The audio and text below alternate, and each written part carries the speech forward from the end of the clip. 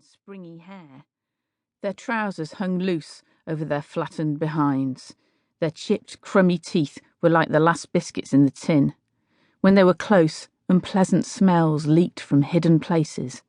They talked a lot, in booming voices, about nothing important. They sat down. Then they stayed sitting down. "Come on, Mum," says F in frustration.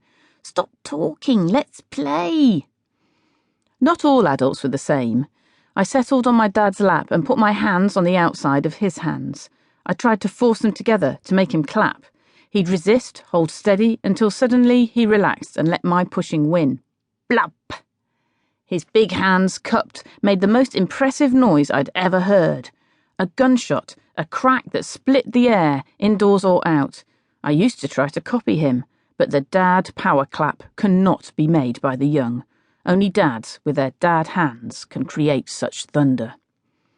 I liked my dad's smell. He smelt of nothing much, swore Fega sometimes, toast sometimes, talc. He didn't wear aftershave. My mum didn't wear perfume.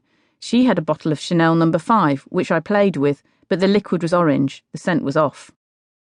Sometimes she smoked in the car on the way from work, and her clothes smelt not like fire, but chemical, metallic.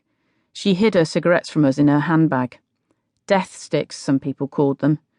I took them one by one from the golden box, examined them, slit them open to scrutinise the curling tobacco slivers. Death looked a lot like wood shavings. She stood in front of me and my brother and said, "Look, my thighs join all the way up too." This was to my brother. He was weird about his legs because mine were a different shape and he was younger and wanted to be like me.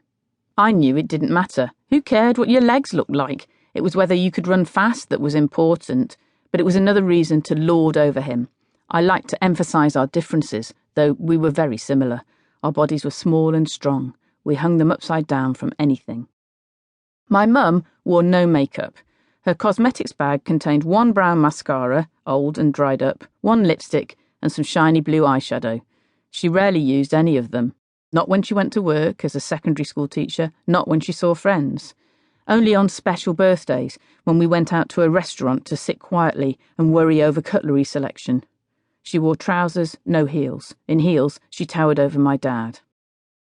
Neither of my parents put much effort into their appearance. Odd when we lived in a suburb that judged you by what you wore when you put out the bins, but still, I thought they looked good. Handsome rather than cute. Slightly 1960s, even in the 70s and 80s. My mum changed her hairstyle a lot. In the space of 5 years, she had a long orangey bob, a cap of sleek dark curls, a blonde Purdy-style crop. She wore blouses that looked like shirts. Nothing girly, no florals. And even when my dad got burnt in the sun, when his stomach reddened in stripes where the skin had folded as he sat reading, I thought he was fantastic. His feet burnt too, so after one day of holiday he wore socks and sandals, like the university lecturer he was. He was great at sports, football, cricket, throwing and catching, crazy golf, anything to do with the ball. Also, card games, building dens, drawing. He worked out the Rubik's Cube in a matter of minutes. He could skim a stone so it bounced 7 times. He had a side parting, and his hair flopped over his right eye. When I was P's age, my mum was 37, my dad 40. When I think of my parents, I think of them then and a little older as I grew into my teens. I see them in their middle age. Was that their prime? It seemed so to me. Now their elderliness comes as a surprise. How careful they are as they get out of the car, the time it takes, the probing for the pavement with extended foot, how they grip the doorframe to pull themselves up and out. Every time they come to stay, and I notice their slowed movements, I have to readjust my image of them, overlay it with the reality. They have changed shape. My dad, once slim as a reed, is rounder. My mum has grown thinner. Their hair, their teeth, all different. They have the accessories of the senior citizen.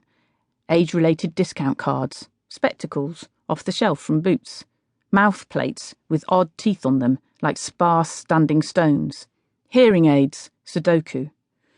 Despite all this, they are not as old to me as they once were. When I was a child, when my parents were younger than I am now, they were ancient. But now the gulf is not as wide. I knew that my parents, my adults,